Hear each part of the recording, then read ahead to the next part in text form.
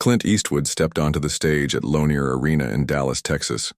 No introduction, no music, just him, and a silence so thick it felt holy. The lights cut through the dark, casting a silver sheen across his weathered gray suit. His hair was stark white now, his eyes sharp and cold as forged steel, his face a carved monument of a man who had seen too much and said too little. He didn't speak. He didn't have to. 3 minutes earlier, Robert De Niro, two-time Oscar winner, polished, loud, and hungry, had marched under those same lights, straight to the center of the arena, facing the camera with a smirk. "Clint Eastwood," he declared, voice booming, "is the voice of a dead America, a relic in cowboy boots clinging to a past no one cares about." The crowd exploded. Cheers, boos, whistles, nervous laughter. Half the room applauded like it was gospel. The other half sat still, eyes locked on the man waiting in the shadows. Clint didn't flinch. He stood there as if time itself had slowed. The entire room already his, even if they didn't know it yet. He wasn't here to argue. He wasn't here to win. He was here because sometimes silence becomes a crime when lies get applause. This wasn't just another talk show stunt. This was a showdown. Two icons, two eras. On one side, Robert De Niro, sharp suit, sharper tongue, always performing. On the other, Clint Eastwood, silent, steady, and lethal. In that rare way only a man who has nothing left to prove can be. Later, when asked about that night, Clint would say 7 words that hit harder than any monologue. "You came to perform. I came to end the show. No opening lines, no fancy entrances. Just 2 men, one chasing the spotlight, the other ready to kill it." The lights dimmed slightly, sharpening the contrast between them as De Niro seized the stage. His black suit fit, like armor, tailored, perfect, shouting importance with every seam. He didn't walk. He arrived, like a storm wrapped in silk. With 2 Oscars to his name and a career built on gangsters, anti-heroes, and blurred lines, De Niro was Hollywood's poster boy for moral ambiguity. But tonight, he wasn't here to celebrate. He was here to bury a legend. He grabbed the microphone, like it was an old ally, flicked it upright with Broadway ease, locked eyes with Eastwood, and swept the room like a general before battle. "Let's stop pretending," he said, his thick New York accent slicing through the tension like a butcher's blade. "Clint Eastwood isn't a hero. He's a symbol of a version of America that should have been left behind." Gasps. Cheers. Tension rippled through the crowd like a live wire. Some clapped, some folded their arms in silent defiance. In the back, a veteran in a worn cap didn't move a muscle.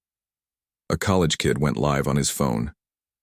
The host, Jack Reeves, stole a glance off stage waiting for a signal to cut, but none came. De Niro began to pace, slow, deliberate, like a predator circling wounded prey.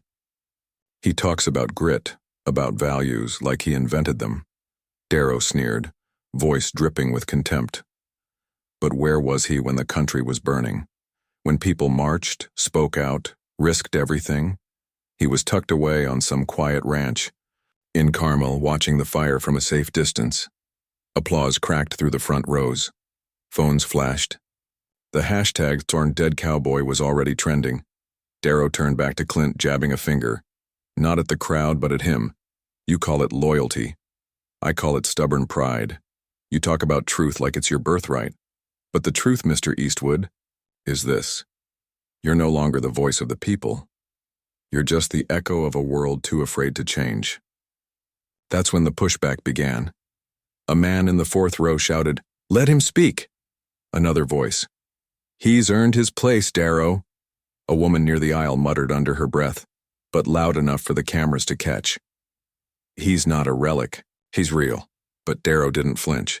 He smirked, eyes gleaming with something darker than confidence, something closer to hunger. He was chasing blood now. "You want to defend this country? Fine," De Niro said, voice rising. "But don't pretend that staying silent is some kind of virtue. You stayed quiet for too long and now you show up playing savior?" He paused, lifted both arms wide like he was taking a Broadway bow, a showman at full tilt. He's not here for truth, Darrow sneered. He's here because he misses the applause. For a heartbeat, something flickered across Darrow's face, a twitch in the smirk, a flash of hesitation. Maybe it was the way Clint Eastwood stood there, unmoving as stone, eyes unblinking, jaw locked. Maybe it was the silence of the crowd, no longer roaring, but holding its collective breath. Or maybe, deep down, it was the realization that he had just stepped a little too far over the line. But Darrow shook it off. He pushed for the kill. So go ahead, Mr. Cowboy. Say your piece. Let's see if the myth can survive the moment. The room cracked open. Roars, shouts, applause, jeers. The energy volcanic split clean down the middle. A miniature nation divided and barely contained, and in the eye of that storm, still silent and unshaken, stood Clint Eastwood, not blinking, not biting, just waiting. Clint didn't speak right away. He leaned forward slowly, both hands resting on the table before him, a gunslinger easing into his final draw. The room hushed. Even the air seemed to wait. Then Clint looked up, voice low and rough as gravel. You said I missed the applause, he said, each word slicing clean. Son, I've walked away from more standing ovations than you've ever earned. A ripple ran through the crowd. Not quite cheers, not yet, just movement. Just momentum shifting. I didn't come here for claps, Clint continued, steady and precise. I came here because men like you talk too damn much and remember too damn little. He turned slightly, locking eyes with Darrow. You stand there pretending to speak for the future. All I hear is ego, dressed up as progress. He leaned back slightly, voice colder now, sharpened to a blade. Let's rewind the tape, Bob. Clint motioned toward the production crew. Behind him, a screen flickered to life. Grainy footage. Timestamp 2009. On screen, a younger Robert De Niro sitting in a CNN interview, hair darker, voice warmer. I think Clint Eastwood represents something rare in Hollywood.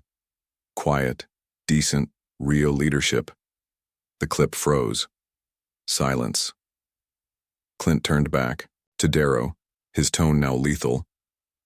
That was you, Bob. Before you traded truth for hashtags. Before the applause meant more than the cause. A low rumble of reaction rolled through the room. Phones lit up again. The tide was turning. Clint didn't raise his voice. He didn't have to. You call me the past, he said. I've seen this country at war, at peace, and in pieces. I've worked with kids who bled out in jungles, not actors who melt in Twitter fights. He stepped closer to the table, voice cutting deeper. You say I stayed silent too long. No, Bob. I listened. Something this country forgot how to do. He locked eyes with Darrow, cold and final. You want to throw dirt? Fine. Just don't forget, you're standing on the ground men like me fought to build. The conservative side of the room erupted. Even some neutrals nodded. The smirk on Darrow's face faltered, just enough to see. And then Clint delivered. The killing blow. You called me a ghost, he said. Voice soft but deadly. Ghosts don't come back to talk, son, they come back to haunt. The room froze, then exploded. Cheers, whistles, shouts of approval shaking the walls. Even Jack Reeves, the host, leaned into the mic, voice half shocked. Well, the Cowboys, not dead yet. Darrow opened his mouth to answer, but the crowd wasn't listening. Not anymore. Clint Eastwood had spoken, and when he speaks, even time stops to listen. Robert De Niro was still standing, but breathing harder now, the fire and swagger drained just enough to notice. He pointed a shaky finger at Clint, his voice sharper, thinner. You think you're clever, he snapped. But behind the anger, behind the bluster, something quieter flickered. Fear. The words cut sharper than they should have. You sit there like some prophet in a rocking chair, Darrow sneered, thinking your silence makes you deep. The crowd stirred, but not with cheers. This wasn't the wild energy from earlier. It was different now. Skeptical, watchful. Some laughed. Small, tight chuckles. Others didn't move at all. They weren't listening to Darrow anymore. They were watching Clint, waiting. Not for a response, for a reckoning. Then Clint moved. Slow. Deliberate. The leather of his chair creaked, just once, but the sound was enough to pull the room even tighter. It spoke louder than Darrow, louder than the mic, louder than any roar. Clint didn't raise his voice. He never needed to. "I didn't come here to be clever," he said, voice steady as granite. "I came because men like you keep talking until the truth gets buried under applause." Darrow scoffed, folding his arms like a shield. But even that looked forced now. Clint didn't blink. He didn't rush. Each word landed like a slow-moving hammer. "You mock what you don't understand. You think strength is whoever yells the loudest. But real strength, real damn strength, is knowing when to speak and when to stay silent." He stood. Not fast, not flashy. Steady. Like a man who had carried the weight of his words long before the spotlight ever found him. You had your stage, your fans, your movies, your moments. He paused, just long enough for the silence to thicken, to turn heavy. Then Clint turned, not to Darrow, but to the cameras and to the country watching far beyond them.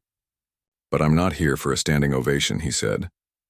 "I'm here because I see a country that claps for performance and forgets how to listen to the truth." Silence. Thick. Total. He turned back to Darrow, locking eyes one final time. "You called me outdated," Clint said, his voice a quiet velvet hammer. "But maybe what's really outdated is mistaking noise for wisdom." The words landed like thunder wrapped in silk.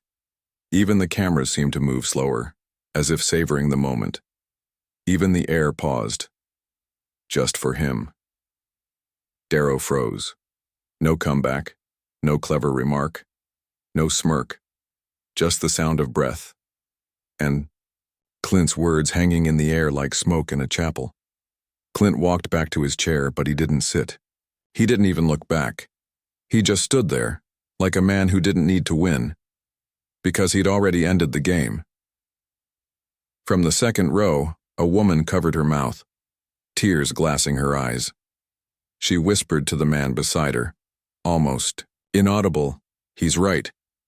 2 rows behind her, a veteran bowed his head. Someone in the far back whispered, voice cracking, "That's not a line, that's a lesson." And then Jack Reeves, the host, leaned into his mic, voice low, almost reverent. "Well, if that ain't the cleanest cut I've ever seen on this stage." The crowd couldn't hold it anymore. Applause, whistles, shouts. It wasn't a reaction. It was a release, but it wasn't about politics anymore. It wasn't about sides. It was about presence, about something old and unshakable. A voice called out over the roar, almost chanting, "That's why he's Clint Eastwood." Even Robert Darrow didn't argue. The studio lights faded, but the tension didn't. It stayed in the bones. Backstage, Clint Eastwood stood alone behind the curtain. No entourage, no fist pumps, no grin. Just him, adjusting the sleeve of his jacket, like the moment on stage meant nothing, or maybe everything. Meanwhile, under the fading heat of the stage lights, Robert Darrow sat frozen. His once dominant hands, expressive, theatrical, trembled slightly. He hadn't expected this. Not from Clint Eastwood, not from the man he had called outdated, but Clint hadn't just shown up. He had shifted the room, and he hadn't needed to move much at all. Within minutes, the internet caught fire. Seconds after the broadcast ended, Western Liberty Media posted a 40-second clip. No edits, no music, no commentary. Just Clint, standing under the lights, delivering that final razor-edged line. "What's outdated is mistaking noise for wisdom." It hit like a thunderclap. Within 4 minutes, the hashtag Eastwood Silence Cuts Deeper was trending nationwide. Conservative pages reposted it instantly. And just like that, Clint Eastwood wasn't just a legend. He was a lesson. He didn't yell. He didn't need to. Clint ended a Hollywood legend with one line, and the shock wasn't just felt by conservatives. Neutral voices, even longtime critics, started sharing the clip. "I don't care what side you're on. That was power. One tweet said, "No shouting, no anger, just dignity." And maybe that's what's been missing in this country. The memes came fast. One showed Darrow slumped in his chair, red-faced, with the caption, "When you try to cancel Clint and he cancels the whole room." Another had Clint under the spotlight, arms at his sides, calm as stone. Legends don't yell, they wait. Even Jack Reeves, the host, posted a behind-the-scenes photo. Clint walking alone down a dim hallway, a silhouette fading into shadow. His caption read, "I've hosted for 20 years, never seen a takedown that quiet and that devastating." But the real moment, the one no cameras caught, happened just after the show. A young stagehand, maybe 19, barely old enough to recognize Clint from old reruns, caught up to him near the exit. "Mr. Eastwood," he said, voice soft, nervous. "That was something else." Clint looked at him, gave a small nod, and without breaking stride said, "Don't follow the noise, kid. Follow the weight." Then he disappeared into the night. As for Darrow, he left the studio late, surrounded by tense staff, no interviews, no press stop, just a single defensive tweet the next morning. Clint's a good actor, but the world still needs voices that speak up for truth. The top reply cut deeper than any debate. He did speak. You just couldn't handle it. There had been no screaming, no insults, no spectacle, just a few sentences, sharp, heavy, final. In less than 24 hours, Clint Eastwood went from being labeled a relic to becoming a symbol of timeless strength. Not because he fought harder, but because he stood still and spoke truth. The dust hadn't even settled before the ripple effects began. Political pundits jumped in. Right-wing outlets hailed him as the voice of true American grit. Left-leaning commentators dismissed it as a staged stunt. But beneath all the noise, something deeper shifted. This wasn't just a viral moment, it was a reminder. Stillness still holds power. In a world drowning in outrage, spin, and sound bites, stillness matters. Within days, Clint Eastwood's name surged in search trends. News networks replayed the showdown. Talk radio hosts dissected every word. And behind closed doors, political strategists, Republican and independent alike, admitted the truth. He didn't just win the moment. He reshaped the battlefield. For Robert De Niro, the fallout was undeniable. The once defiant voice of Hollywood now sounded dulled. His interviews lost their edge. His statements felt rehearsed, hollow. Even longtime fans began to drift. "He looks more like a character chasing relevance," one said, "than a man standing for anything real." Meanwhile, Clint didn't bask in it. No victory lap, no interviews, no tweets, just a quiet quote, buried in a small California newspaper. "I've said my piece. A man should speak only when it matters." And maybe that's why it mattered. Because in a culture addicted to commentary, Clint didn't shout over the chaos. He waited for the noise to burn itself out. Then he spoke. And the silence hit harder than any scream ever could. It wasn't about politics. It wasn't about trending hashtags. It was about presence, character, the kind that speaks less but means more. Millions stopped and asked themselves, "Am I listening for truth?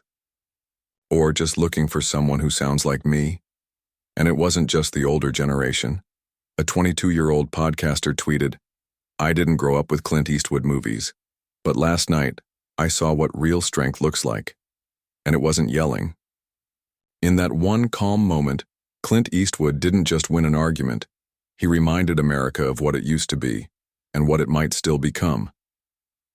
In a world racing to shout louder, Clint reminded us, sometimes the quietest voice cuts the deepest. He didn't come back to clap back. He didn't come to trend. He came to remind America what respect, restraint, and real strength look like. No shouting, no anger, just presence. He stood his ground, calm, focused, and proved a simple truth. You don't have to yell to stand tall. Maybe that's the lesson we're meant to carry forward. Because in the end, it's not the loudest voice that echoes the longest, it's the truest one. Thank you for watching. We'll see you in the next one.